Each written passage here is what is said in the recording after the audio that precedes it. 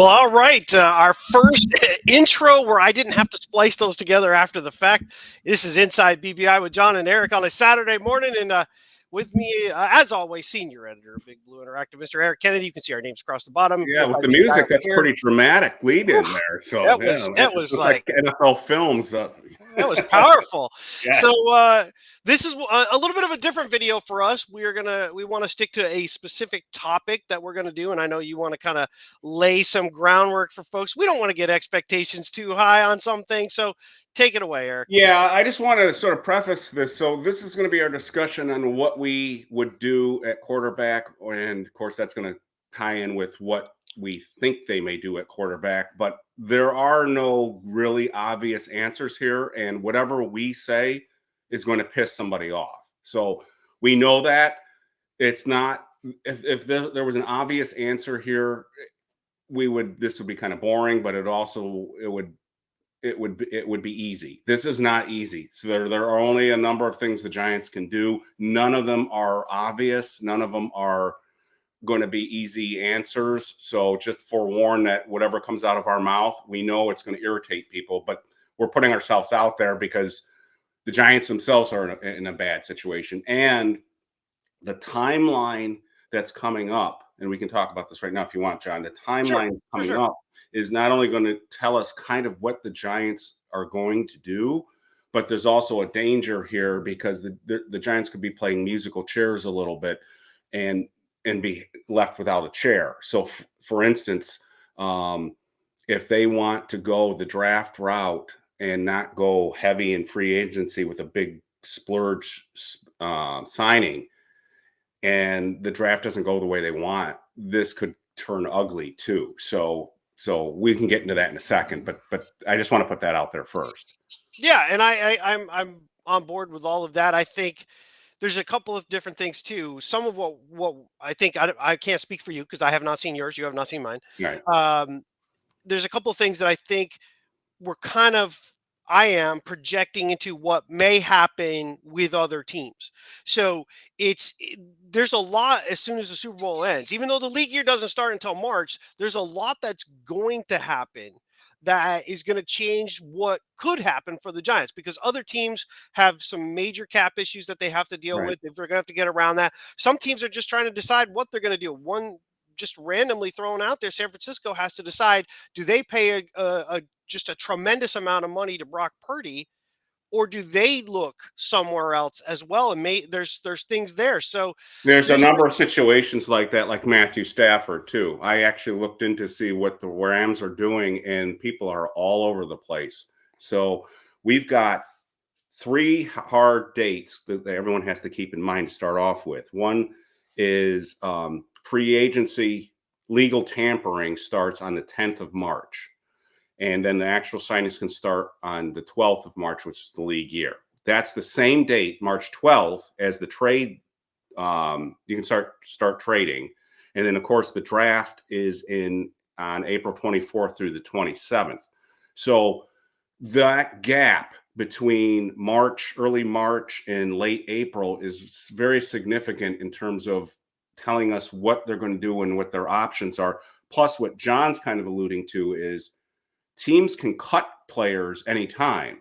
And if a player is cut, he can sign with the team anytime. Those deadlines don't matter. So if somebody is released now, a team can sign that player outside of the free agency signing period, which starts on March 10th.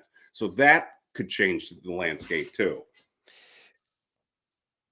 I think that might be slightly, there's the dead period in the league year. Right.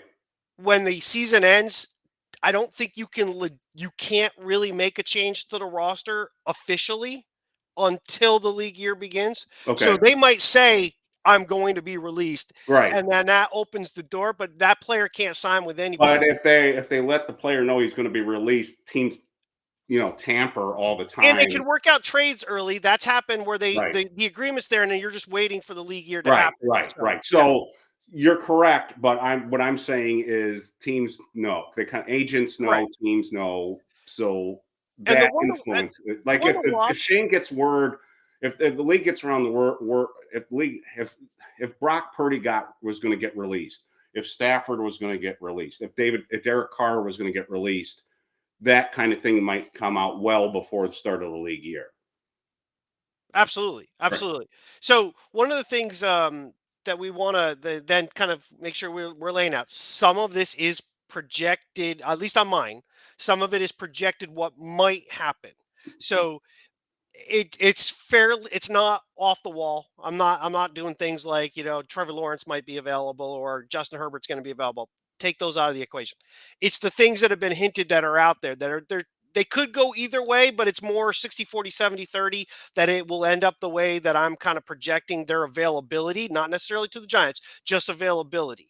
So if you want, what we'll do is we can start this. We're gonna split this into two pieces. The first piece will be free agent and or trade opportunities, and then we will do the quarterback draft pieces, because as far as how we lay this out, one really affects the other. You Right. can't really do the draft piece and just start projecting draft piece and not consider what's going to happen before that, because quite frankly, the Giants don't have anything right now at quarterback. So all of this plays into it. So if what we can do is I'll have you start off first with where we're going to go with the free agent and trade options. Wow, fancy. Yeah, and before we start, everyone should know that the Giants technically have nobody under contract right now, except the caveat is that DeVito will be an exclusive rights Right. free agent, and if they tender him, which is very cheap for an exclusive rights free agent, he cannot sign with anybody else. Right. So as long as they want to bring him back, he will be back. Locke is a free agent. I get Christ, Boyle's a free agent. I can't even remember our quarterbacks now, and we don't have to talk about Daniel Jones anymore, which is nice. Though I will say this: if he wasn't a Giant, he would be one of the guys we would be talking about right now. That's how bad the free agent market is right now. So, yeah. So if we're starting off with free agents, the thing that the Giants have to approach this is this: they have to decide. I see one of three options here. Do they want to go with a quarterback in round 1 or round 2, or do they want to go get an expensive veteran and then maybe also then get a draft pick maybe later in the draft to develop? And when I say expensive vet, somebody who's not going to be here just 1 year, not a bridge quarterback, somebody who they think can play 3 years here, and that's going to be expensive. Do they want to do that? And that is more along the lines of they're trying to save their necks a little bit here too, because it's a safer play to go with a veteran. It's not the home run attempt at the home run, but it's a way to stabilize the ship. Or the other which I think is probably the least liking, I like your opinion here, even though this is my segment, Sure. is to punt and basically bring in not a top of the line free agent that's going to be expensive and they're going to be stuck with for a number of years, but to bring in a cheaper, maybe guy that didn't pan out someplace else, like a Justin Fields, and then punt to the following draft and pray that they're going to make it another year. So that's how the options to me are: either go all in on the draft, go all in on an expensive free agent like a Sam Darnold, which I would not do. I would not go Sam Darnold, is what I'm saying, or punt on this. So those are the options. So first, you got to decide which of those things you want to do. Now, I'm leaning right now going the draft route.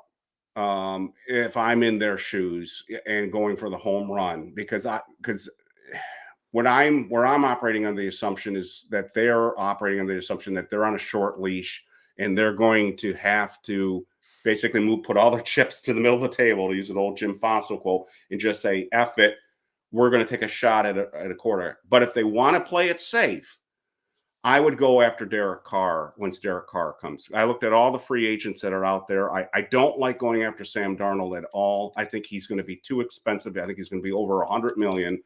I think he's going to want a 3 or 4 year deal. I think it's going to put us in the same exact situation we were in with Daniel Jones. I don't personally trust him I know he had his moments in Minnesota, but I don't think he's the kind of quarterback that can take you to the promised land. So I would not go that route.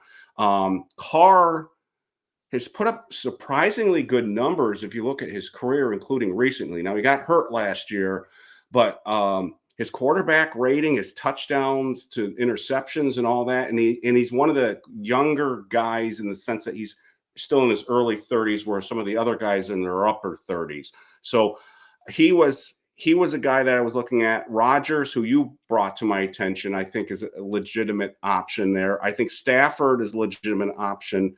I personally would be very wary of it, but I think Kirk Cousins is out there. So is another option too. Now, I would not trade for any of these guys, with the exception of Stafford, and I would not trade anything significant there. And the problem with Stafford is Stafford has talked a little bit about, and he's 36. He's talked about, I'm not sure how much longer I want to play football, and that makes me a little bit nervous. And that's another reason why I'm leaning towards Carr. So if you're going to go the more expensive veteran route, who you are trying to stabilize the ship, and the guy could be maybe like a Kerry Collins type quarterback. Now, I'm not saying Carr is great. I'm just saying, to me, he was the best of a group of questionable options if you're going to go the veteran.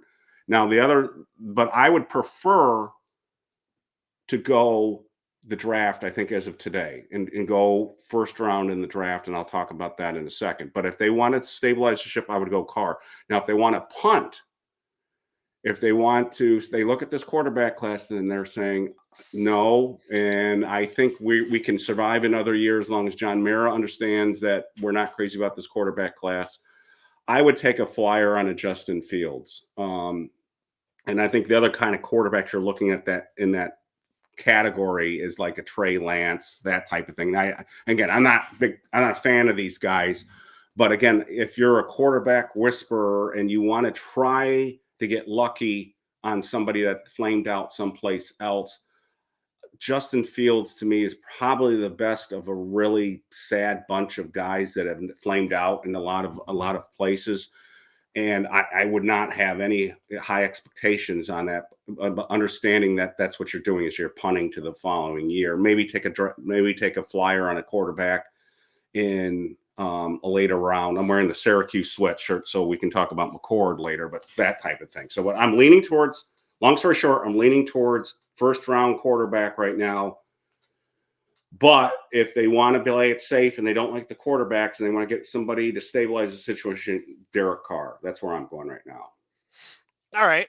I'm kind of on board there. We'll hold the draft ones for a little bit. I'll do my thought on that. A lot of what you said, I'm kind of on board with, pretty much the same. On the trade option side of things, Matthew Stafford does come up. The question is, the Rams don't have anything outside of him either. So if they are going to trade him away, they have to have somebody else come in. Now and I don't mean to interrupt, but that was one of the big things that came up when I was researching Stafford. Is there's a big discussion out there with their beat writers and their fans that they kind of were ready to move on from Stafford because of his age. And again, he's talked about retirement, but it's exactly what you just said. They don't know what to do if they get rid of him. There's not an obvious answer to them about who's going to replace him. And that's the problem. So they may be forced to bring him back. Now, if they were, and again, people are going to flame this the second I say it, if they were to trade, let's say they were with the Giants, and I don't think it's actually going to happen, but if they were, they're pretty much going to want to flop their first and Stafford to move up to 3, because they're going to want a shot if one of those two quarterbacks is going to be there. Now, the problem is in 3, the biggest problem that you have, you can't guarantee that a quarterback will be there at 3. They could go 1, 2. It doesn't matter if Tennessee doesn't even want to go quarterback. They could trade out of that spot to a team that does. Exactly. Cleveland probably is not going to go quarterback, even though they probably should, because they have so much money tied up in Watson. They can't really get out of that. I don't know who else they're going to have to get somebody. But if they look to fill their team elsewhere, so maybe they bring in a vet to bridge, because there's a good Well, we don't possibility. know that yet with Cleveland, that they're not going to go quarterback, Well, right? you don't We know don't that, really know but that. they're built to. They've got other pieces to win, and if they don't do something soon, they're going to have to do something with those guys. Myles Garrett's not going to want to sit around forever with that Right. kind of piece of it. You've got a couple of wide receivers there that are decent. Judy's right now in the prime of his career. If you're going to get him going, Tillman showed a lot this year. You've got Njoku, who you're going to have to do something with his contract. So they've got to do something soon. And Watson looked like he's pretty much flaming out. But if Well, you he's got the draft, injury issue too, and right? he's Yeah. probably not going to play this year Right. with the way his injury. So you don't know what Cleveland's going to do. They're a wild card. They could easily move down 3 or 4 spots. They're kind of the Giants of 2018, even though the Giants still had Manning, and it was the question. They decided to go for Barkley there versus the trade down and accumulate extra picks and get some better players.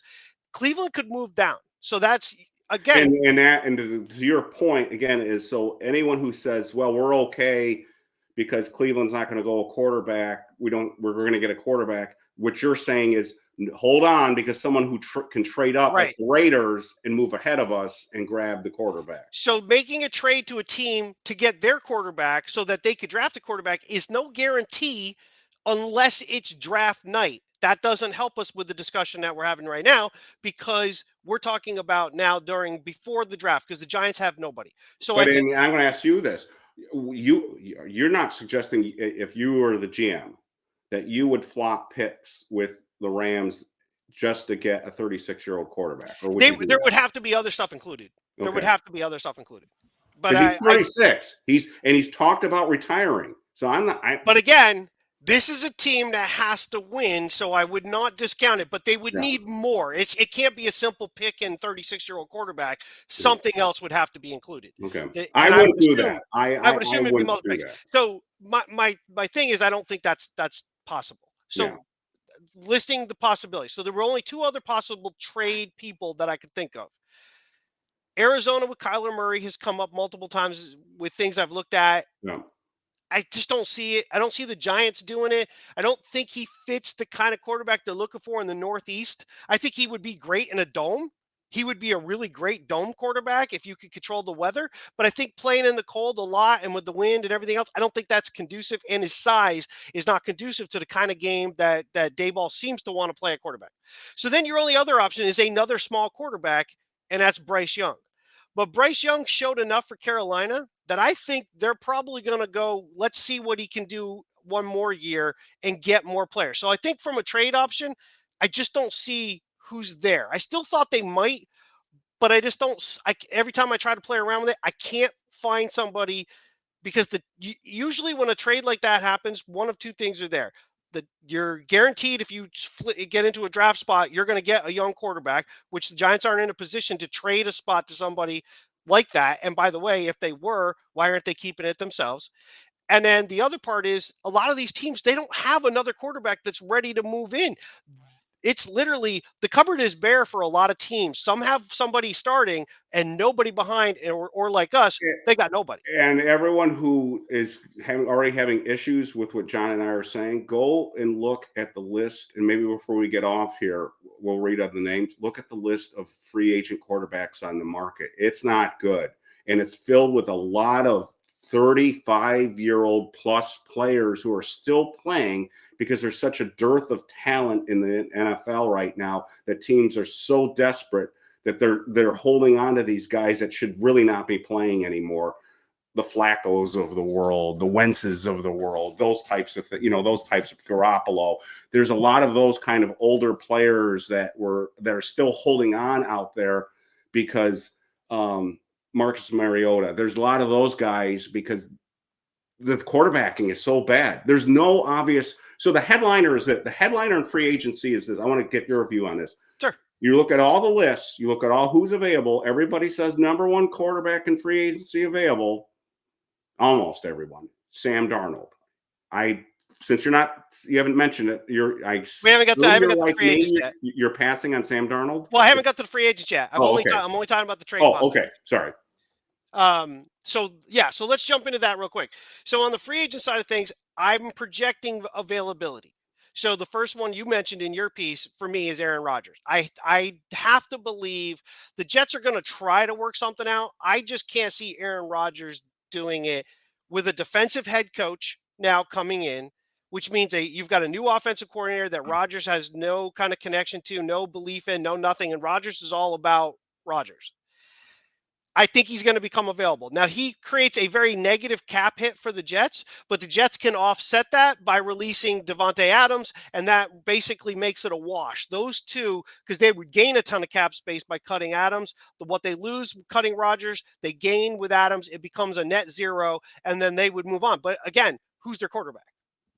So, but I think they're going to. I think from a headache standpoint, he's just too much has happened. So I think Rodgers is going to be available, and he's my number one. Mm-hmm. If he is available, he's my number one.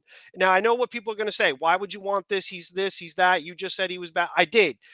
However, he has thrown more touchdown passes in a shitty year last year than the entire Giants quarterbacking team has done over the last 2 years. Yeah, 28 touchdowns and only 11 interceptions. And the Giants, I might be up around. I think the Giants quarterbacks combined over 2 years had 30.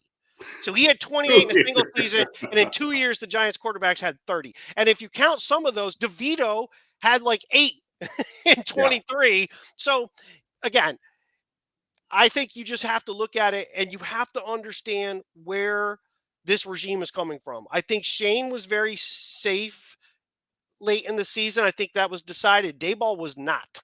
And I think that was ultimately decided with that meeting before the last game. We've talked about it. I'm not going to rehash it. Right. I think he laid out whatever he was going to do, and that Mara and company agreed, we're keeping Shane. If this is the path you're going to go, fine. This is it. This is what you got to do, though. I'm going to let you do it. And I think that's why they've hinted free agent trade. It's been out there multiple times. I think we're going at least one or the other, but I think it's leaning towards free agent. Aaron Rodgers, number one. My second one would be Sam Darnold. As much as I don't really want to go that route, I think he's capable of running Daboll's offense at least superior to Daniel Jones, for sure, and superior to anything else that we had. You just cannot count on the guy if you get into a situation where, you're down 2 scores and they're really bringing heat. He's probably not going to make it happen. Do you agree with me that he's going to be the most expensive guy to acquire in terms of salary and time commitment? Like he's going to be looking for a Daniel Jones-like deal. Now, maybe not 160, but maybe 110, 3-year, 4-year, 110 million, 120 million, somewhere in there. It's possible. I don't think the Giants will go that high. That's why I got him at 2. I don't think the Giants will go that high for that. But his last couple of games kind of hurt him. Yes. And but I think people are going to give Kirk Cousins a little bit of a pass that he was recovering still from the Achilles. Give him another full year now from the Achilles injury that they might expect he might be a little bit better. I'm not saying for the Giants because I don't even have. You've got 2 things with him. He's not a free agent, so he will. He has a no trade clause. So he'll be a free agent. I don't think it's going to matter. The Falcons aren't going to carry that salary. That's probably going to happen, but I saw some discussion that they could still theoretically keep him. I don't think they will. Nobody's keeping a backup quarterback for that kind of money. I don't think so either. And he doesn't fit what your other quarterback does. You need to be. This is the thing I've always said. It's where the Giants went completely off the rails when they had Daniel Jones and then you had Mike Glennon. Mike Glennon could not do the Daniel Jones offense. You had to completely change it when he went into the game. You had to have somebody who's somewhat similar. So Darnold, I think, is there. This next one, everybody's going to gag and throw up. I think Jimmy Garoppolo is going to be considered, and do not be shocked if the Giants sign him, even if they get somebody else. Jimmy G's a free agent. Jimmy G has a connection to Daboll. He was on New England staff, I believe, at the time that Jimmy G was there. I don't expect much from Garoppolo, but you know what you can expect from him? He's a professional. He'll come in, he'll do, and if he's just a backup, he's just a backup, and he'll be fine with it. But I think he could also run an offense. I think if you gave him a little bit, he could be okay. It's not great, but I think that's one. Well, Carson, that's also, I think you and I are on the same page too. We should let everyone know out there. Giants have one quarterback are going to have one quarterback under contract. In theory, yeah. I don't see any scenario at all where they do not sign a veteran. Correct. It's just how much money and the quality of the veteran. So a Garoppolo could be a guy that they would look at too if they want to draft somebody and they want a veteran in the rookie's ear. So right now, the Giants don't even have anyone on the court. DeVito's not going to be like the veteran in the room that helps out a draft pick, be it a first round or a third round or a fourth round quarterback. They need a veteran quarterback in there to sort of guide the quarterback too. So I'm interrupting you because we have to keep in mind they're going to have to think about not only what can the quarterback do on the field, they got to think about what the veteran can do off the field. So any quarterback, like you said, like a professional who acts like a professional is going to be very appealing to them, right? Correct? I agreed. Okay. And then the next gag-worthy situation is going to be Carson Wentz, a guy who I think, if of all the quarterbacks that are somewhat close to a Collins type situation, is Carson Wentz based on he's a little bit older, but age-wise, experience-wise, somewhat similar to the Collins situation, where Jimmy G, he's in his mid-30s. You've Aaron Rodgers in his 40s. Darnold is another guy that he's a little bit younger, but he would be an expensive quarterback. A reclamation project. Wentz is the only one that's kind of in that realm that you could say, hey, he could rebuild his career a little bit, and kind of. I just think he brings a little mobility. It's not great, but I put him at 4. 5 is the guy that you're leaning more towards than anybody else. Again, assuming his availability, free agency. The Giants will not trade for him. Anybody who thinks the Giants are going to trade, if the Giants do, then I do throw up my hands and go, they don't know anything that they're doing, because the Saints are over the barrel salary cap wise. Yes, they can manipulate it to run their own team. That was a big thing on PFT. The Saints, Mickey Loomis can figure out how to manipulate the salary cap to make this work. They are like $50 million over the cap. If you look at all their contracts, there are a lot of guys that are kind of upper level contracts, but are mid level production and upper level age. That is a horrible combination. And Carr is a guy that I don't think, he just didn't work out there.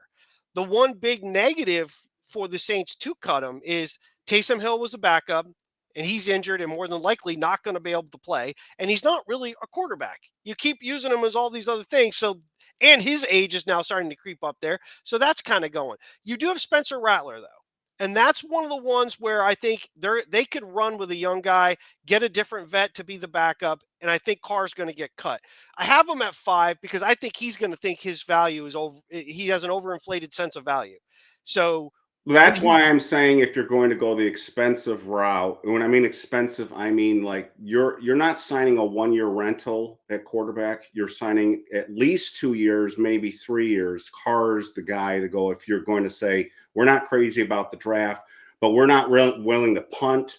We want to bring somebody in here who can be here 2-3 years and play at a relatively high level. Of all the quarterbacks, because of his age, and if you go back and look at his TD to interception ratio and his quarterback rating. His quarterback rating last year was over 100, even though he played just 10 games.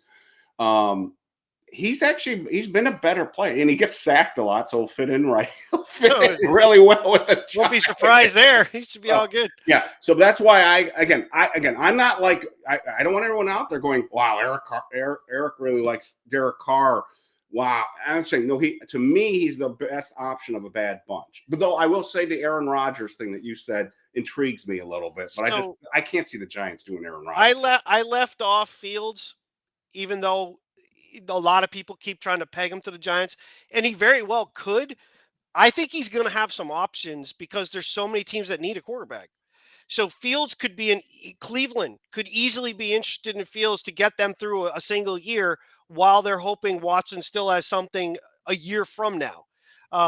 Fields is going to have options elsewhere. Pittsburgh doesn't know what they're going to do, by the way. They've got Wilson and Fields, both free agents. So they have to figure out what they're going to do at quarterback. Both those guys could be available. I had a hard time. I want to get your views on this. I had a hard time on coming up with an opinion on Wilson because they had him in here last year. They brought him in. They talked to him. Told him he would not He compete for the scares me a starting little job. bit. What did you say? They told him he would not compete for the starting job. It would be Yeah, as a backup, which is right, stupid. I mean, right. I don't.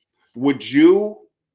What are your thoughts there? I'm on the fence with Wilson. He looked bad at the end of the year again. Now, Pittsburgh's very limited offensively. I kind of feel like they've really gotten by with this mystique of who they are. I think if Tomlin doesn't win something pretty soon, you kind of have to make a change. You can't keep going to the playoffs.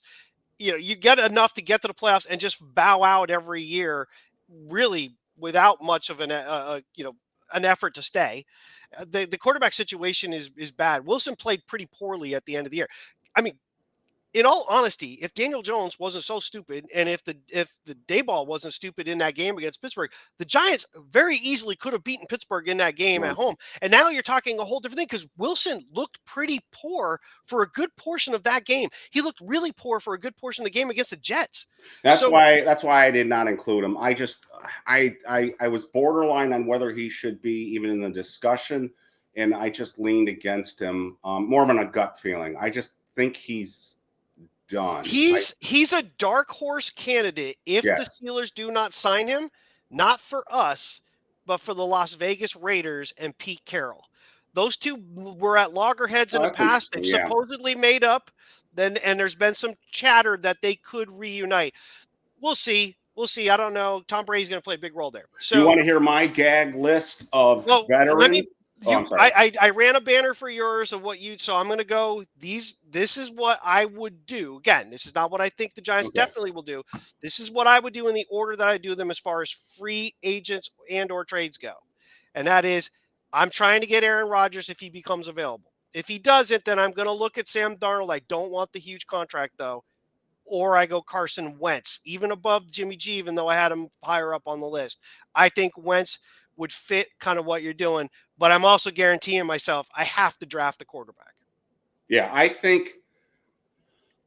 Look, the Giants have to sign a veteran. It's just again, it depends on how much money, and well, if they sign two vets. That tells One would be me low end. One would be low end as a backup because you have right, no right, backup. but that tells me they're not going to draft one probably. I'll address that in the draft section. Okay, if they are thinking they're in love with Cam Ward or Shadeur, or they're in love with Jackson Dart and they want to move back up and get him, then I think they're going to be looking at they got to bring in a veteran quarterback presence that can work with the quarterback and play if the guy's not ready. And if you're doing that, there are some gag names out there that I would not be shocked to see them look at. And that includes Wentz. I put him down. Wentz is one. Again, Andy Reid connection. Think Kafka too. Even though he hasn't, Right. he's just been out there, but he knows the style, he knows the type of system. I think you got to look at Brissett. I think you've got to, because again, you're thinking of guys like the May situation where you have a veteran who, like May, Casey, you're not willing to throw him to the wolves, and you got to start somebody else in the beginning. Think like when Warner was here, when Eli. They didn't start Eli right away, that type of thing. I think you got to look at Mariota, because he actually played decently for the Commanders when Daniels went out with injury. And again, again, not an answer, but you've got to have a veteran in the room. I even put down here, talk about real gag, Heineke. I was looking at the list and I was going, no. And some of this was me thinking of certain games in the past where some players didn't look terrible, and Heineke was one of those guys that. Where did he play this year? Was it Seattle? Let me pull it up. Some of these guys have changed the team so many times. I've got to pull it up while you're talking. But that's what I'm thinking in terms of if they go cheap vet because they're thinking draft. That's the level of guys that they're looking at.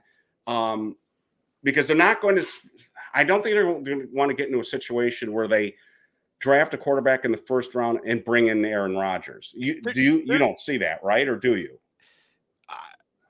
Wait, say your question So again, 'cause I did. say you're Shane and Dable and you love Shadeur Sanders and you want to Mhm, draft him. Do you mhm. still bring in Aaron Rodgers? I don't think they do that. I think you're not gonna know you're getting Shadeur Sanders That's at the that time. problem. I So want to get to that, John. you have to make decisions based on the fact that you don't know what you're gonna get. So And I want to get to that. That's the musical chairs part that I was talking about earlier. Is there's one other vet that we haven't talked about.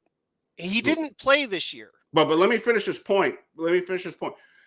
If they say go into this draft, I mean go into this offseason saying we want Ward or Sanders, but it doesn't work out that, and so because of that, they say, well, we can't throw a bunch of money at Carr, we can't throw a bunch of money at Sam Darnold, but they don't get that quarterback because the two teams picking in front of them grab those quarterbacks. That's a nightmare situation because that one of two things can happen. They get left without any really good option, or worse, in my mind, it forces Shane to trade up to get the Sanders or to get Ward and give away next year's number one draft pick because they look You would so have to. desperate. I'm sorry, I don't think that's out of the No, realm of possibility. I don't think it's a good idea, but I mean, based on the scenario that you gave, if you're going into it saying we're going to get this guy or that guy, Right. you have to guarantee yourself to be in a position to do that. Right. And That's what I'm saying. That's why at they 30 may you be can't. desperate enough to do that. If you go Aaron Rodgers, you fill two holes because I guarantee you, that's what she said. I guarantee you that Devontae Adams comes with him. And you now have a quarterback and a wide receiver to go with your other superstar wide receiver or potential superstar wide receiver. You can still go quarterback, but we'll get to the draft options on that piece. The vet quarterback, though, to consider that we're not talking about right now. He did not play this year. I don't know what his deal is, but Ryan Tannehill is still out there.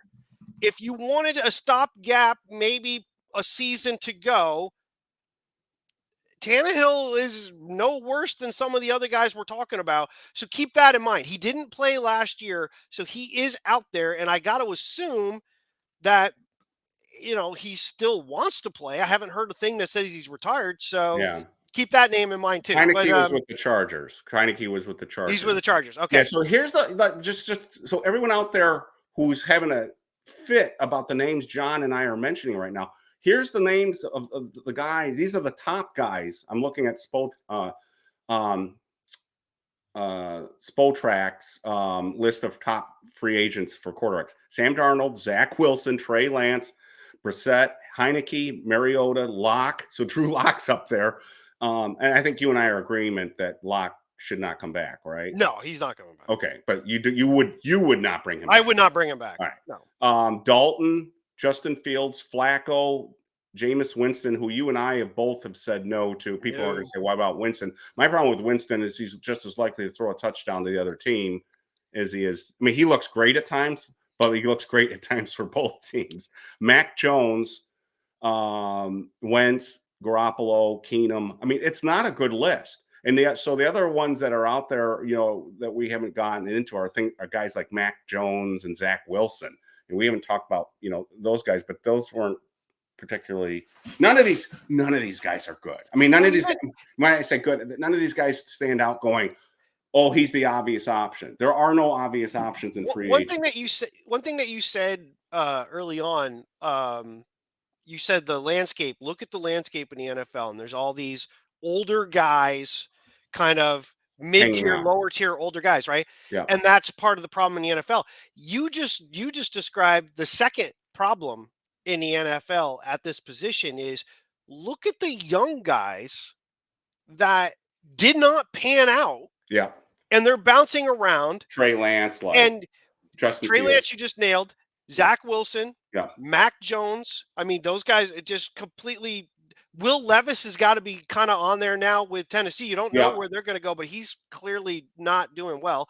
Drew Lock was a younger guy. He's Daniel Jones. I mean, he's not young, but he's in that range of where you could say this guy should be. These guys just didn't work out. And now you've got this plethora of, I don't know, it's like the soup du jour of crap. And you're just like, pick your poison. Zach Wilson's a guy that somebody might try to make as a reclamation project. I just can't picture it being back in the same stadium where he already failed.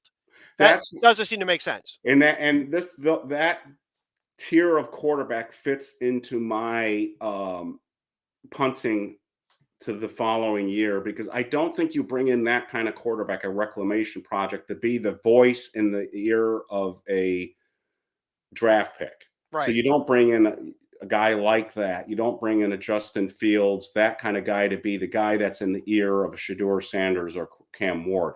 You either go with the veteran that's hanging on and he's smart, but you don't really want him playing, but he's a good voice in the locker room and in meeting rooms, or it's one of the reclamation projects route. That's why I said I see one of three ways. So how do they get their starter?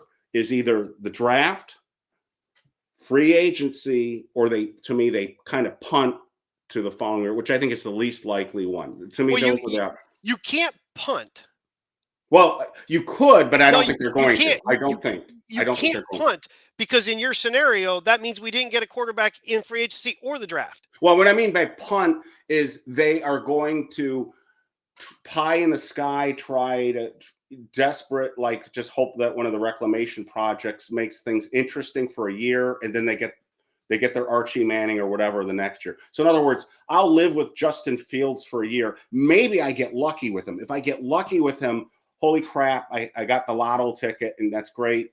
But I don't like the quarterbacks in this draft, and I know I'm talking if I'm the Giants. Sure. I don't like the quarterbacks in this draft, and I don't think we're going to get our answer in free agency. So I'm going to just bring in a Justin Fields, hope we get lucky, and then address the quarterback situation next year. The one thing I don't want to do is throw a bunch of money at Sam Darnold and then get stuck with Sam Darnold when he flames out. That's the argument in my head. I think the ticket was punched the second Daboll was brought back. Yes, I do too. You're either getting a free agent quarterback or trade, or you're drafting a guy who's going to start. I agree completely. I'm just saying that is a distant option. There's another option. That is an option, and that option only works if John Mara says, I agree with you about this quarterback class.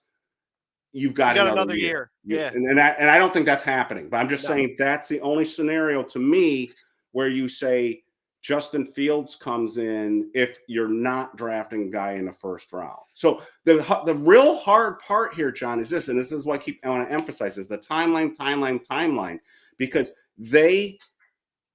you can't really, because they screwed up, and I'm sorry, people, they won that Colts game.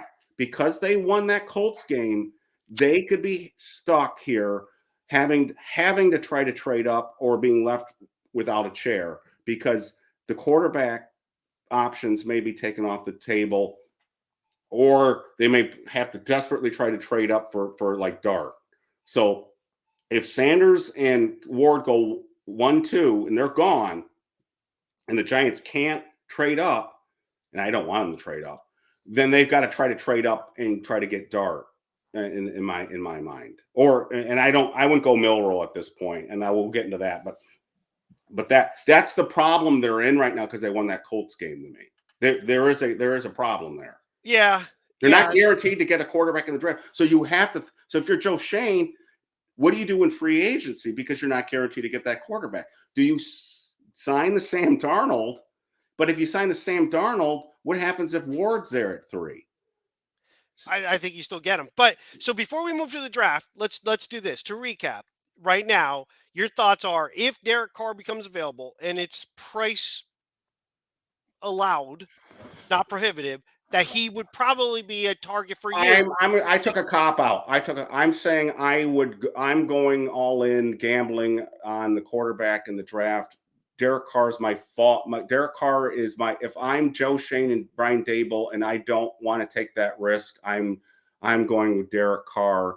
And of all the free agents available, I can understand the Rodgers thing makes sense. I just think because he's younger, I would go the Carr. I think Carr is more like a situation with Kerry Collins in my mind. I'm saying, so if they go, but I would not. If Eric Kennedy's the GM of the Giants, my answer at the quarterback is not signing Derek Carr. My answer, but it is if you're telling me I'm not willing to risk a first round draft pick. I'm going to go free agency. I'm saying Derek Carr is the best of the free agents. To me, Derek Carr, Sure. if you're going to go the free agent Assuming route, he's a free Derek agent. Carr is Yeah. the free. And the only thing I'll throw out here is the one guy we haven't talked about, and Ryan Dunleavy did a piece on this. Is there are a lot of people in the league supposedly who are saying that this quarterback class is worse than last year, not just at the top three, but the next three that went. In other words, if you put Shadeur Sanders and Cam Ward in here, some of them are not even sure that they would have gone above some of the other quarterbacks that went after them. So, do you offer the Vikings the number 3 pick for JJ McCarthy? And would the Vikings listen to that? Now, I'm not advocating for that, but there are people that have argued out there, like Jeremiah Davis, who have said, I'm sorry, Daniel Jeremiah, who have argued if JJ McCarthy was in this draft, he would have been the first quarterback taken. Well, so do you offer and he's got injury issues. Do you offer the number 3 pick for JJ McCarthy? The only way that works is if Minnesota re-signs Darnold. Right. Yes. So if they don't re-sign Darnold, there's no trade. There's not even, it's not even an option. You don't even need but that's the assumption. If they re-sign Darnold, so Minnesota's got a choice here. I think Minnesota's going to keep both, or try to keep both, is my guess. But if they don't, I mean, if you're Minnesota, I guess it depends on what Minnesota does. Minnesota keep both, or I have a hard time seeing them letting go of JJ McCarthy, but they could. But if I'm Minnesota, yeah, I try to just give. I doubt Darnold's going to take the deal, and I think the way it soured at the end, because he's going to want more money than what they're going to want to offer. Based on what better situation could he land in than Minnesota? Well, to him it doesn't matter. It's money. Yeah. Let's be honest. But say the money's similar. If you're him, don't you want to come back to Minnesota with that coach and those weapons? I would go there. I would say if you're saying apples to apples, it's the same. I don't think it would be the same. I think another team will offer more money than Minnesota will, because Minnesota's already had him in, and they've got a guy waiting. But they also have a guy that they've been around just a little bit, that if they want to go, I would just want insurance in case McCarthy's not super ready. Maybe they throw the offer to Daniel Jones and say, listen, we'll give you X amount to stay here. You were with it. We think we could work with you a little bit. And they keep him and let Darnold go. Because I just don't see them spend. That went sour fast at the end of the year. Darnold. So you don't think he's coming back? I don't think he's coming back to Minnesota. Okay. I think in that situation, they're not going to trade. I don't think they're going to let McCarthy go. But now, if they were willing to listen, if they were willing to do it, would you do it? Then yes, I would take that. I would, as long as I still get there first. I got to get there first. We got. I'm not giving you 3 for. No. What if it's not their first? What if they say it's straight up there? It's the number 3 pick. They say he would have been the best quarterback in this draft. He's damaged goods now. That's the problem. Remember, and a lot of his game is his feet. So that's the question. So and Ryan Dunleavy brought that up in the article. There's a pro and a con here. The pro is, again, he may be the best guy. He might have been the number QB1 in this draft. And other people have said that too. But he's got 2 surgeries now. So, and if you do that, you should have fired your GM and you should have fired your coach when the season ended. And that's what Dunleavy brought reason being, it isn't just because here you're bringing in a young quarterback and starting over. I don't care about that. What I care about is now you're trading a 3rd pick in the draft for a guy you could have had at 6 last year, but you chose not to. So you want to give up even more capital a year later, coming off an injury, for a guy you let waltz right on by. That shows complete incompetence as a staff. And that's where pride comes in, and optics come involved. They may not be able to do that because of pride and optics. You could make the argument, however, that Neighbors was so much still better in the other draft that it was worth. I'm making the argument, if I was going to play devil's advocate here, that Neighbors was still better than McCarthy, and we ended up getting them both anyways. And this draft isn't as strong as last year's draft, so it worked out for us anyways. If I'm Shane and I'm trying to sell it, that's how I'm selling it. Yeah. Hey, we worked out. We got them both anyways. So what difference does it make? So this is. But I don't think the optics probably prevents that. But I'm just saying. Yeah, I can't do that. But I'm bringing it up because it's out. That idea is out there. I would fire Joan Shane the next day. I'm just saying, I would literally fire him the next day. And it might not be a terrible option.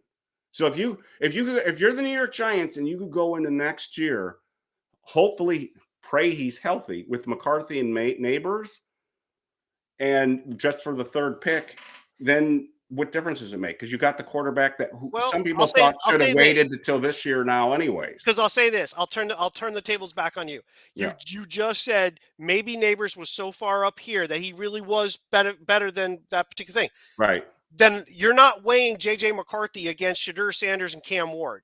You're weighing JJ McCarthy against Travis Hunter, Abdul Carter, whoever else might be at the top of this draft. Are those players so much above where if McCarthy was in the draft? Quarterback, and you know this, quarterbacks go up the board. But it didn't work out that way for us last year. We rated a wide receiver over the other three quarterbacks. I'm just saying. If you think McCarthy's a better prospect, and it sounds like I'm advocating for this. I'm not advocating this, but I'm saying I would definitely be thinking about it. I'm not dismissing it, because if you think McCarthy is better than these other quarterbacks, or you can't get them.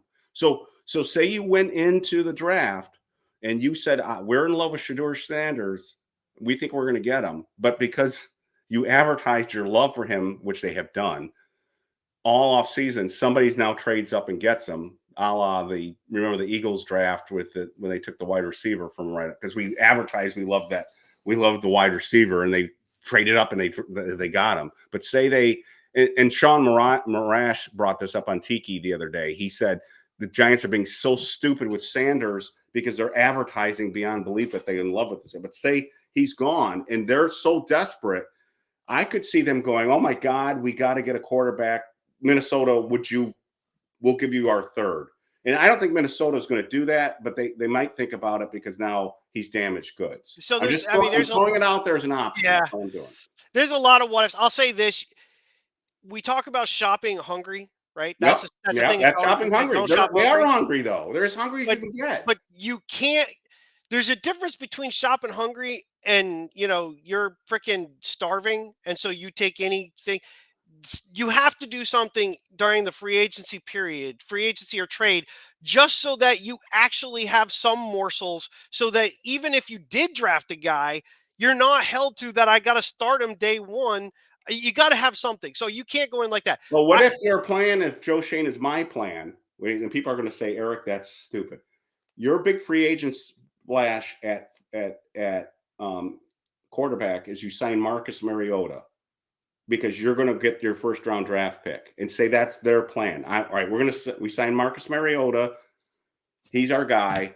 And we're going to get, which telegraphs everyone, you're going to get a quarterback. Because if you're the New York Giants and your only free agent move is Marcus Mariota or Wentz or Brissett, say it's that level, then you're telling everybody you're on a quarterback. If somebody screws you on draft day, that's why I say that Colts game kills them. Then you say shop hungry. You're the guy who's been fasting for 3 days who goes to Costco and buys everything in that store because you're starving at that point. That's how desperate they'll be. Yeah, but I don't agree with that. I say this part, and I have no proof of this. They clearly have some sort of plan in mind that they presented to say, this is what we're going to do in the offseason. I still think some of the Shadeur Sanders, and we should probably, because we wanted to keep this. Let's move on. We want to get to the draft pick, so we'll move to that right here. But I think some of the Sanders stuff, I do think there's an interest. I absolutely do. But I'm starting to wonder if this isn't a manufactured interest on both sides. The Raiders, are we trying to entice somebody else to get up ahead, hoping that the Sanders piece, because there's no guarantee Tennessee's going quarterback either. So if both guys are there at 2, now you're guaranteed of getting one of them at 3. Right. So if you build up the love for Sanders, you entice a team to jump up to 2 to take Sanders if they really want him. And then we get Ward. That's a lot of overthinking for this Giants team. No, But yeah, that's my problem. So that a smart strategist would do exactly what you're talking about. If you were absolutely in love with Abdul Carter and you wanted him to fall to you at number 3, you would do exactly what you're talking about, John. The Giants aren't that smart. And every time somebody says they're playing 3D chess like that, show me another time that they've ever done that in their history. So I cannot accept that they're being that coy or that imaginative doing something like that. It would be, if they did that, I would applaud them. But there's too much out there. You want us to change your head. Let's talk about draft right now. there we go. Draft. It's not just the Giants keep meeting with Shadeur Sanders, like sending people out to Colorado. It's not just the dapping with it looks like Stables is drooling all over him.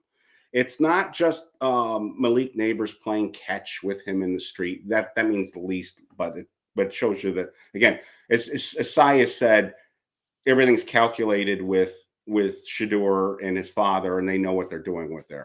But it's things like, if you believe this report, the Giants telling him not to practice in the Shrine Bowl practices. Why would the Giants tell him not to practice if you accept that report? If that report's true, why would the Giants tell Shadeur Sanders not to practice if they weren't sure about him? That's what scares me. Or I shouldn't say scare, because that assumes that I think he's going to be a flop. That's stuff like that. When you add them all up, I think they're legitimately in love with the guy. And we can discuss why in a second. But I think they're that high, because I think they have a history of doing this type of stuff. With the only exception is last year they did a really good job of hiding the neighbor stuff, because they threw all the other quarterbacks like the McCarthys in there. So maybe there's an element of that in there. Well, who did they meet with the most last year, quarterback wise? Well, we only know what the media reported. I don't know the true answer to that. I mean, they did meet with McCarthy a ton.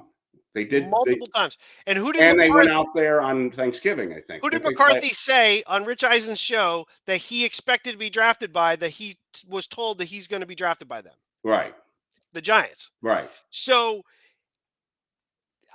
the neighbors thing, I don't think they smokescreened it at all, but I also think they really were in love with May. And I think they loved Daniels even more, but they kind of knew Daniels was a done deal. I think they were hoping that the Patriots might be a little bit more interested in one of the other guys, and that would allow the Giants to jump up to 3. I think that's where, again, I'm projecting, I think that's where Mara held them hostage and said, you can get one of those guys. You keep telling me they're the top 3 guys: Williams, Daniels, May. Williams, we already knew was going to be gone. Daniels seemed pretty much locked in. May was the option, and they seemed to really like him. You don't get them, you got to stick to your board of who's the next best player. And ultimately that was Neighbors and the whole dog bullshit and all that stuff. So I don't know. This thing with Sanders seems very odd. You know what really seems odd to me is, why do we not see even remotely close to that with Ward? Ward, who was the consensus better quarterback this year, who put up numbers like crazy, unless the Giants already have a report on Ward that says, we're not into this. I have a theory. We can get into that in a sec. But I have a but I want to address your last point with the free agents again. Your number one option in free agency again was who? It would be, assuming he's available, is Aaron Rodgers. Okay. So your strategy, I'm not demeaning it. I'm saying your strategy, I think because I think you've said this before, your strategy would be to hope Abdul Carter drops to you and sign Rodgers. That's your draft. Number one draft thing is Carter, and then your number one quarterback thing is Aaron Rodgers. My question, and I don't know the answer to this, and I'm debating this myself, is that what the Giants are thinking? Is it good enough for the New York Giants organization, both professionally in terms of the win-loss record and public relations wise, to come out of this offseason with Aaron Rodgers. And I don't know if that's good enough for the fans and the coaching staff. I don't know. Um, you can make an argument that it's the safest bet, and because again, Aaron Rodgers would be a safer bet than relying on a rookie to get a better record next year and save your job. So in a way, your way makes a lot of sense because it's the safest route. I just don't know if that's the route that they're going to go. Part of me, a strong part of me says they are going to take another big swing at quarterback and bring in another franchise quarterback in the first round. So where I'm operating right now is this, and where my dilemma is, and I keep repeating myself, is this: is if you go the route that I think they may go, and they're going to take another swing, you're still not guaranteed to get that quarterback. And so what you did in free agency may not be good enough at that point, because if you thought you were going to get the first round quarterback and you only went with the tier 2 quarterback, the Marcus Mariota, the Heineke's, whatever, the Wentz's, and you didn't get one of those 2 quarterbacks, then you're really, so your way is safer. I just don't know if it's good enough. That's my, and on the theory on Shadeur is this. So because when you gave me your homework assignment, I took a bigger dive in Shadeur yesterday. So I went in and listened to a lot of pundits, a lot of early draft reports, started looking at some film. And I have the general impression that a lot of people do physically. And this is why I think people like Side are not crazy with him. He is physically not as talented as a lot of quarterbacks if you're scouting measurables. So the arm isn't elite. The overall athleticism isn't elite. He doesn't have elite size. So he does not check a lot of those boxes. What I think intrigues people about Shadeur are the intangibles, the ability to, the anticipation, the touch, the fact that he was coached by a Shermer in the pro system. He's going to be more pro ready than a lot of these guys. So if you're going to bring in a quarterback as a rookie and you're going to count on him not having to sit on the bench a long time, Shadeur is probably one of the guys that can probably come in and play quicker than most guys, because he's already been exposed, because of his father and because of Shermer, he's already been exposed to pro concepts. He's a tough guy. And he's got a big personality, which could help in a locker room that needs personalities. So that's where I'm thinking. Again, it sounds like I'm advocating for him. I'm saying that's why somebody like Brian Daboll may be very intrigued by him, because they see a young man with the personality they want, with the touch, the anticipation, the ability to play the position. I think it was Daniel Jeremiah again. I'm not sure, but I think he was on with Rich Eisen, and he said this. He said the irony with Shadeur Sanders is he's really an overachiever, even though people don't think that. He said this: when you talk to scouts around the league, the sum doesn't equal the parts. In other words, he plays better than you would think he would, given his physical characteristics. Right. And there's a lot to be said for somebody like that, because I think a lot of times most of these quarterbacks fail because they get so and Milroe's going to fall into that category, where you look at him and you say, wow, he's got everything you want in a quarterback physically, but there's something up here, it just doesn't translate.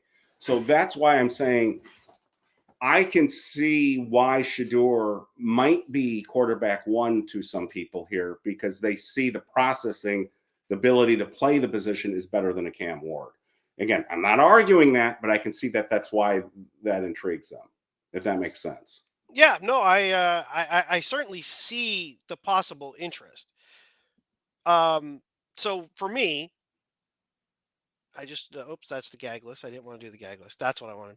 So for me, I rank the quarterbacks coming out in the draft right now. Cam Ward is number 1. He was my 1 back there in the summer, and can't really get off from that. Then I go Jackson Dart. I think is next, not in the first round, but in terms of for the Giants. Right. For me, Jackson Dart. So if I go Aaron Rodgers, keep throwing his name out there, it doesn't matter. Rodgers, Darnold, even Fields, I don't care.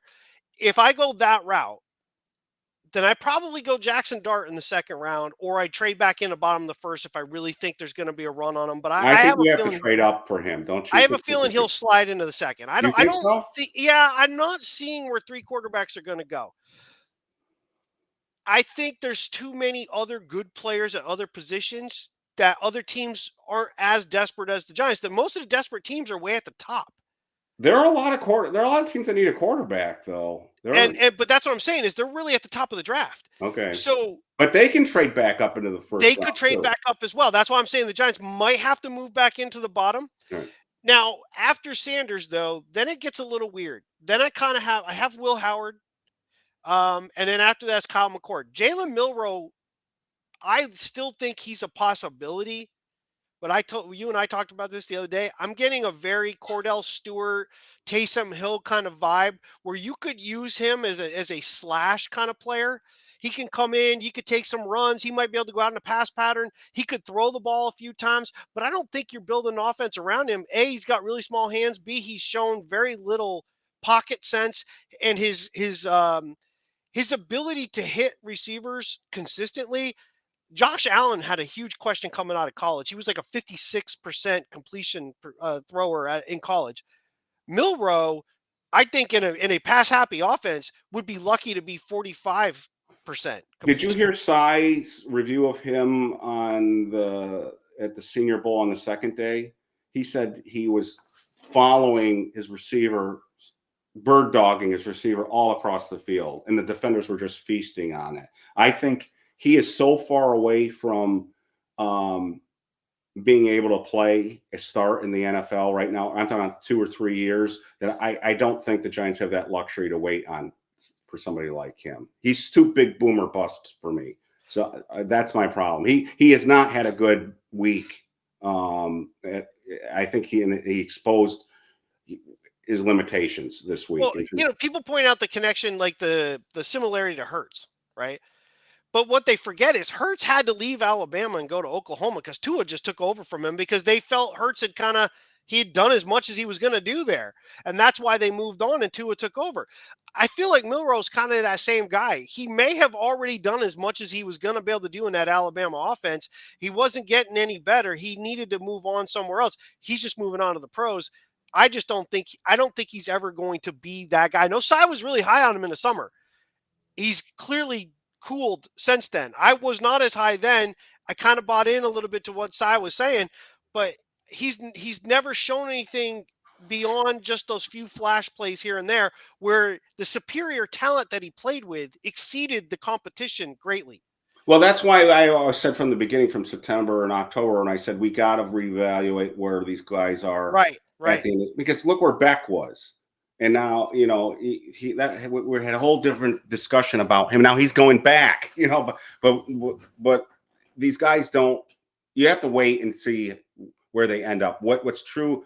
It's seldom true what was, what this landscape was in September and October ends up being what it's going to be when the draft happens. So, and Milroe's probably going to be an example of that. So, you really don't like Shadeur. From what I'm hearing from you is you don't want to even touch Shadeur. Well, I have Shadeur. He's the third quarter. It's not that I don't want to. I'm just really concerned that if he comes in and he's the starter, it better work right away, or you potentially ruin it going forward. You're going to fire the staff. You're going to bring in a whole new coaching staff. Mm-hmm. And now you're talking going into next year with a better quarterback class, and you're almost running back the bullshit that we did with Daniel Jones. And you and I have talked about this for months. You and I have talked about that scenario for months. If the Giants are committed to saying, if we draft this guy and he doesn't look great, or he looks but there's a guy next year and he's there, we're going to take him. Because they could have had Justin Herbert, but they already had Daniel Jones, and they're like, no, we're going offensive tackle. Right. You can't do that because they were sold on Justin Herbert the year before. If Herbert had come out, there's no way the Giants would have moved hell and heaven and earth to get Justin Herbert, but he stayed in school. The next year, you decide to let him slide by because you've got good old Daniel Jones.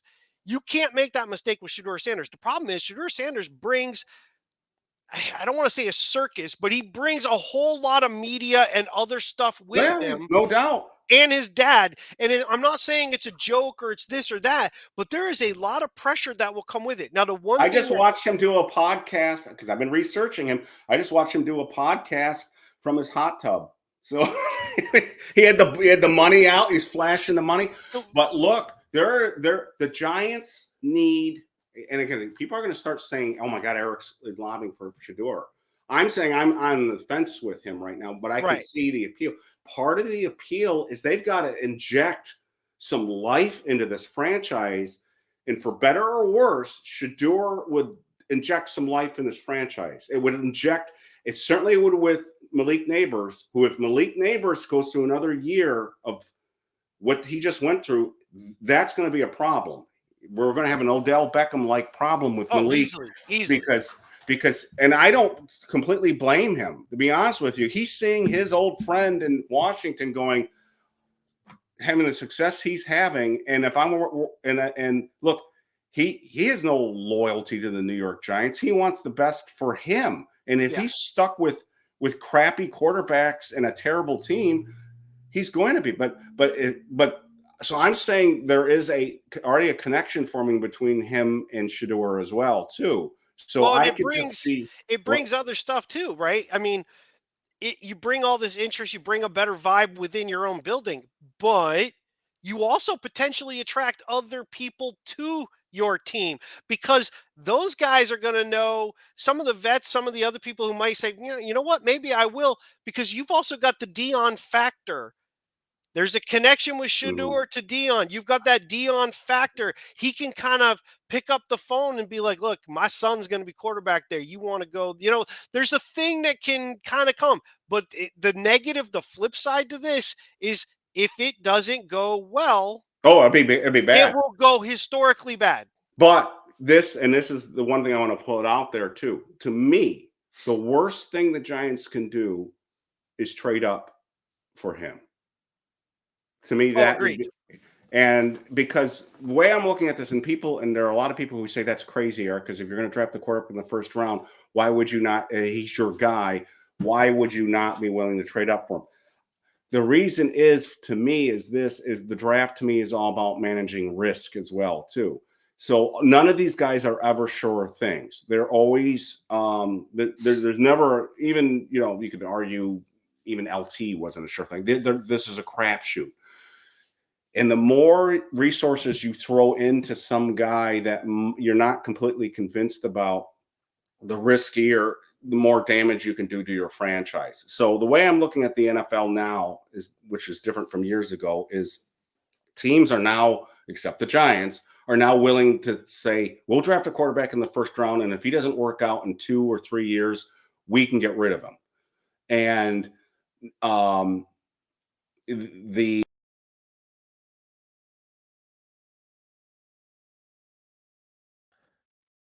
are you back? Hopefully you get you Okay, back on there. There you go. Froze for a second. okay. All right. So I think teams are more willing to pass on mistakes now, to say, if this doesn't work out in 2 years, we'll cut our losses and we'll take another shot at the draft. That's what other teams besides the Giants are doing now. They're saying, this didn't work out. He's not our guy. We're moving on.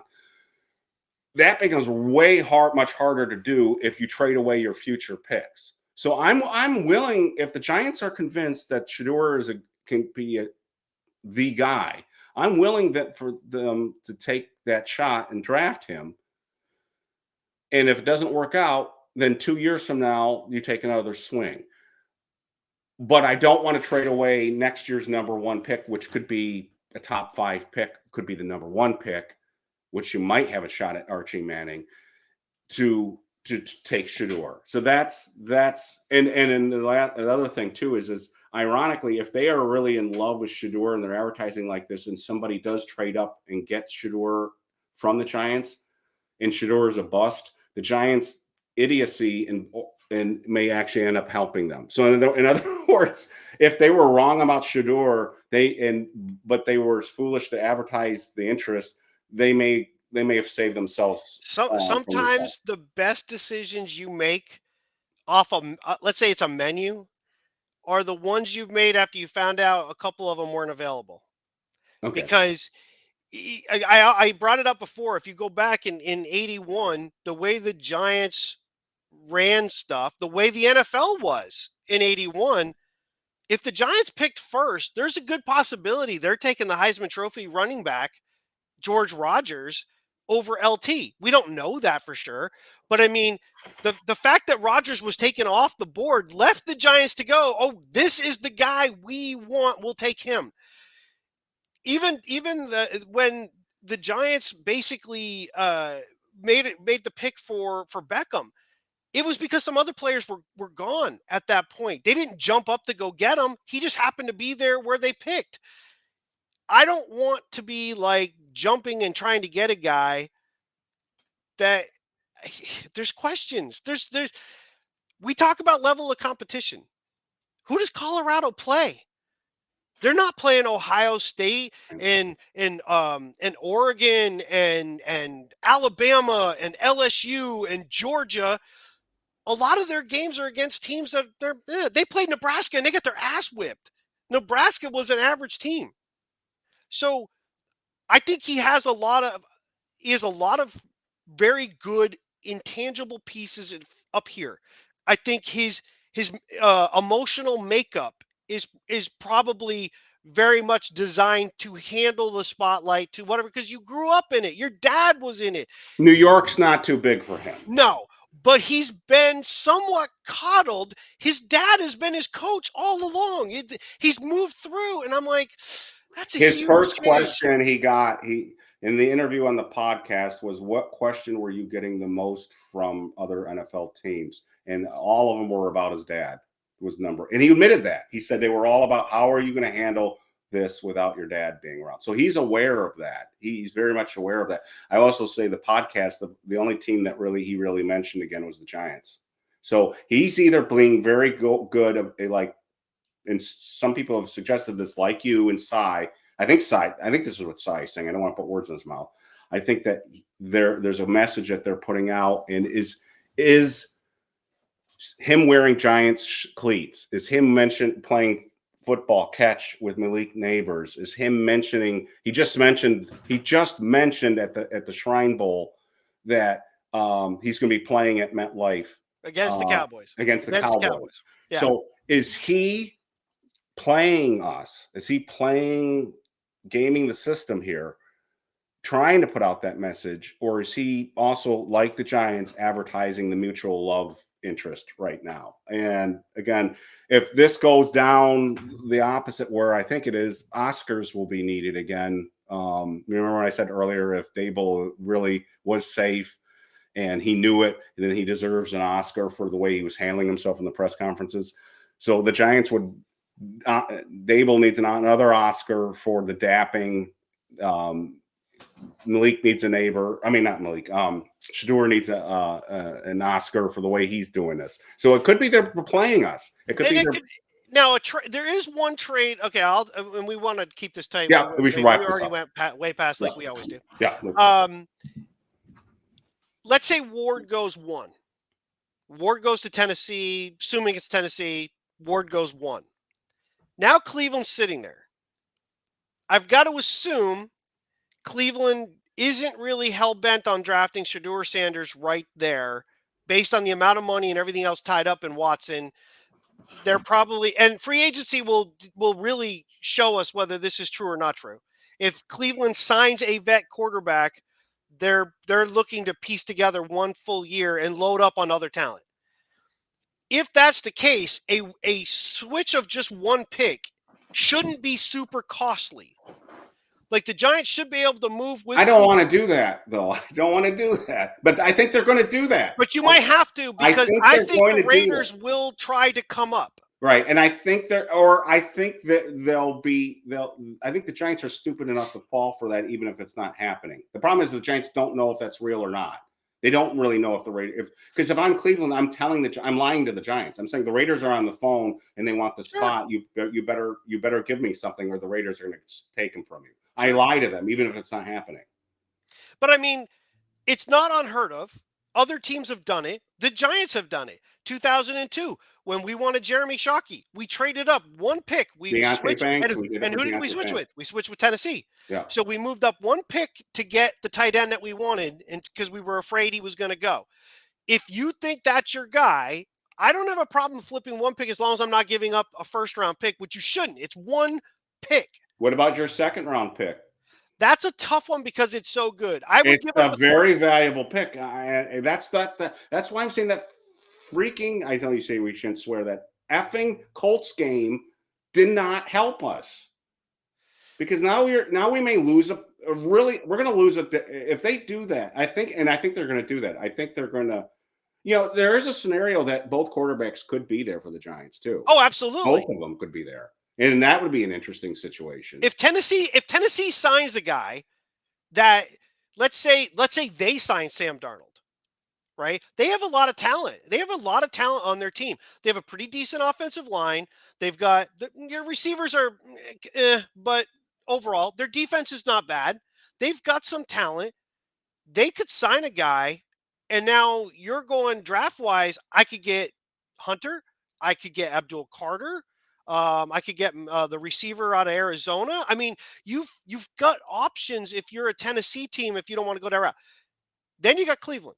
Let's say Cleveland doesn't go quarterback. Now you've still got Hunter, Carter, whichever one was still there, a big time wide receiver, or you trade down out of that spot, which that's the scary part. But that still means two quarterbacks. If you go off one and there's still two quarterbacks, the Giants are guaranteed to getting one of the two.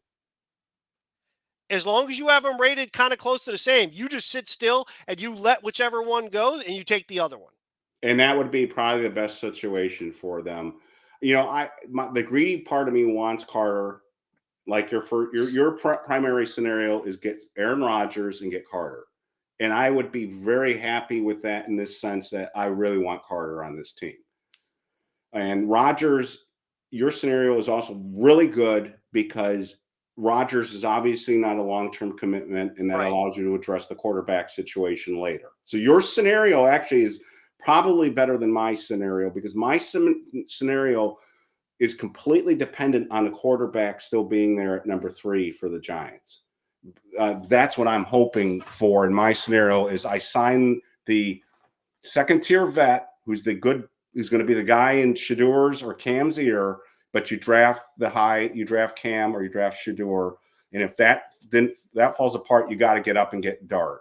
That's my scenario right now. Yours is a safer scenario, and it might work out better if you don't believe in this quarterback class. If it were to go that route, it is a stretch, because you do have to wonder how the Mara family feels about an Aaron Rodgers as part of that team. But we've done some weird shit in the past. Christian Peters, like even Kerry Collins was coming off being, busted for being DWI, and he was really mouthy The coming out. racial comments he made in the locker room. He was way down at the bottom, and when we brought him on board, but you didn't bring him on board to be the guy. You brought him on board and maybe he could develop into something. Rodgers would be the guy. You'd bring him on for basically, you're hoping for maybe 2 years, but in reality, it's a 1 year. We got to rebuild this thing. We got to win some games and build that feeling back up. But to me, if you do that, you fill two holes at the same time. You get Rodgers, you're going to get Adams. Adams is going to go with Rodgers. That's pretty obvious. They're going to follow each other. Now you've got big time. And the Giants have to address wide receiver too. And now you've got a big time wide receiver situation, because Neighbors, the pressure goes off Neighbors a little bit. Adams can kind of be a guy who can take some of the bigger plays. Now, Rodgers still has to distribute the ball. If he just goes to Adams, it's going to be a problem. But you can still draft a quarterback at 3 with the idea that I don't want to play him this year if I don't have to. Okay. So my thought is that you would go Rodgers, you would take a Carter if he's there, or Hunter, but I'm not big on Hunter, and then try to get Dart either at the top of the second, or I trade back in at the bottom of the first and I take Dart. See, my free agency route would be, if you're going to try to do this with free agency, would tie the Giants' hands a little bit more too, because you would go Rodgers, which is less likely to be a long-term deal. I would go Derek Carr, and I don't think, like you said, I think Derek Carr is looking for more money, longer-term deal, and you're stuck with him. But I see him more as like a Kerry Collins type solution. That's the we got to stabilize the ship. We got to get a quarterback in here that can win 10 games, and Carr can do that kind of thing. So if the Giants were to go Justin Fields, do you feel they're basically telegraphing that they're going quarterback at 3? No,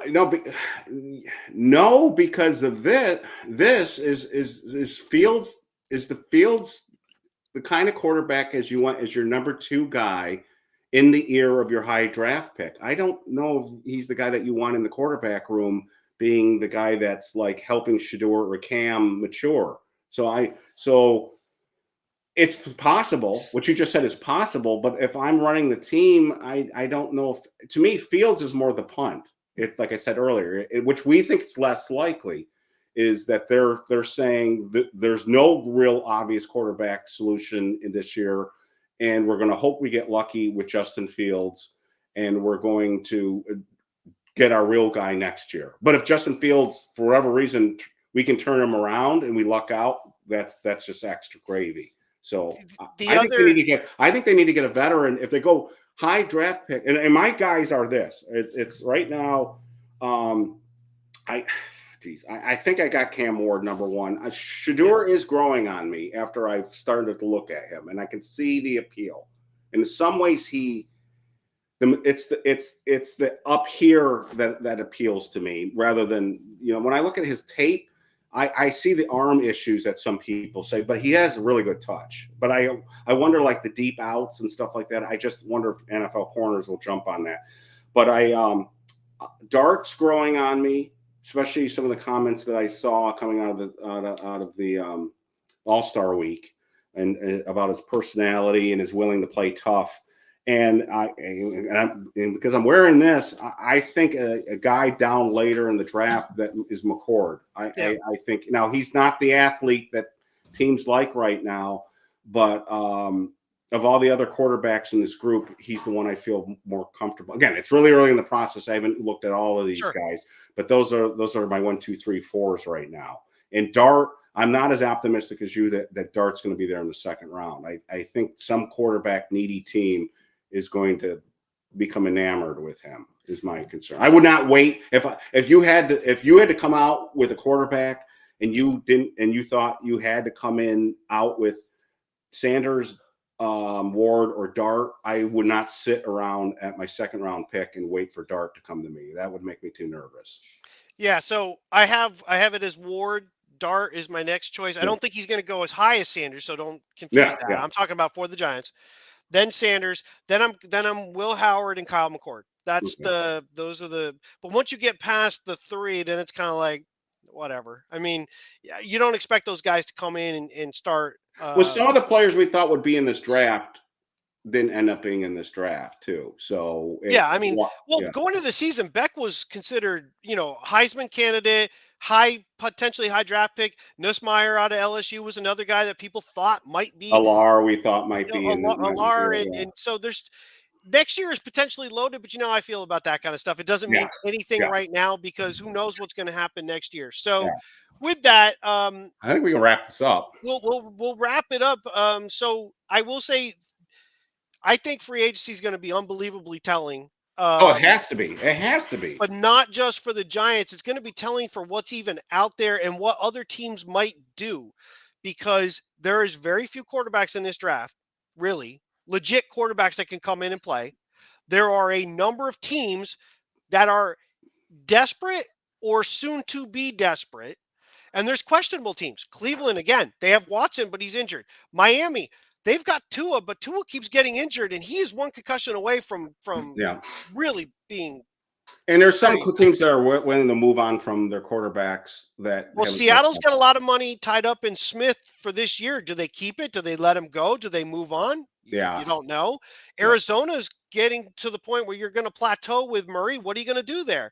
And I'm not as convinced with you are that Cleveland's not going quarterback, because they have to do something because now Watson's erased from. Well, that's why I think they're going to go free. I think they're going to go free agent.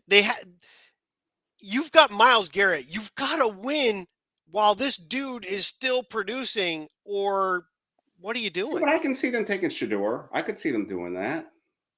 I could. No.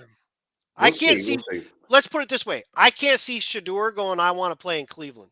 No, but let's be honest. Shadeur may think in his head that he's Eli. He's not. So he's not the same But as. I don't know if he can his dictate. dad is equivalent. In fact, I'll say this: his dad is superior. Now, that's one other thing I want to throw out there real quick. His dad is way above here. You got Archie Manning here, and he had clout. Deion Sanders is head and shoulders above Archie Manning as far as clout goes, especially with what he brings with other players in the league, other people he's connected with in the league. So I'll say this.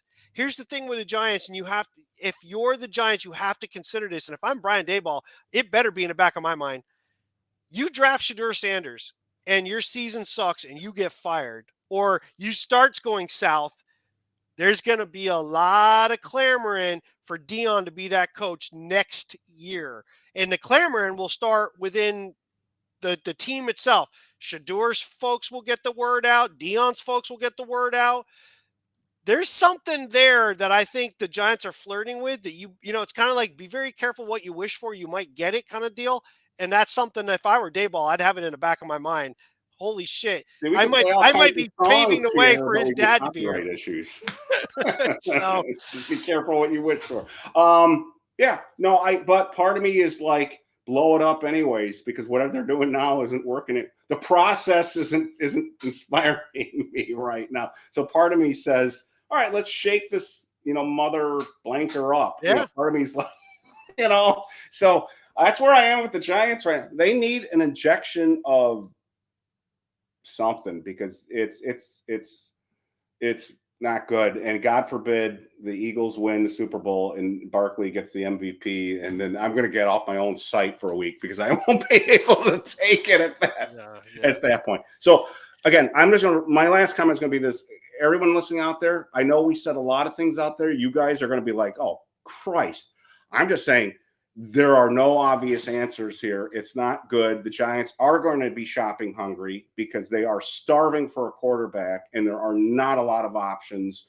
And it's like we're going to the Golden Corral right now and having crap food because we're starved. And I've never been there. It just looks like crap. I shouldn't say that. We're not going to get any advertising from them. But that's where I am right now is there's no obvious answers. And I'm a little bit concerned about the timeline because like you said, the timeline is going to tell us a lot, but there's also a big risk in the timeline because if you don't do certain things in free agency, you're going to be vulnerable. But if you do certain things in free agency, you might not be able to do what you want to do in the draft too. Yeah. So I will, you use Golden Corral. I'll use a different one. I wish I wish I had known I was even going to say this. I would have had you find the clip ahead of time. I feel like we are My Cousin Vinny. Early in the morning, they go to the restaurant, looks at the menu. Oh, There were 3 options: breakfast, lunch, and dinner. Because what do we get? Breakfast? That's where we're at when it comes to the draft. We're getting a quarterback. I don't know which one, but it's a quarterback. We're going to be getting. That is a good movie. What is a Ute? So with that in mind, we talk about it. We try to pay attention to it. Please like, subscribe, comment. Hey, share who, on BBI, bigblueinteractive.com, share who you think they might go after free agency. Why? And kind of explain why. I know one person out there is hell-bent on Sam Darnold and doesn't seem to mind if we pay him a whole bunch of money, and that's fine. But who else? Who else might, and what will that dictate as far as the draft And goes? be realistic, though. Yeah. You got to be realistic. You can't be like, get Patrick Mahomes. It can't be. Yeah, right, exactly. It's got to be realistic. Look at the free agency list. It's not good. Oh, and last thing, Carr, Rodgers, Stafford, and Cousins are all under contract. So we're making assumptions here that some of these guys are going to shake free, but we don't know if they're going to shake free. And if they don't, that free agency list is even uglier than what you think. Ugly. If those guys don't come free, and Stafford may not come free, especially, it really changes. Then you are Garoppolo, Wentz. I mean, it's somebody like that we're going to get. Yeah. So that being said, like, subscribe, and we'll catch you again next time.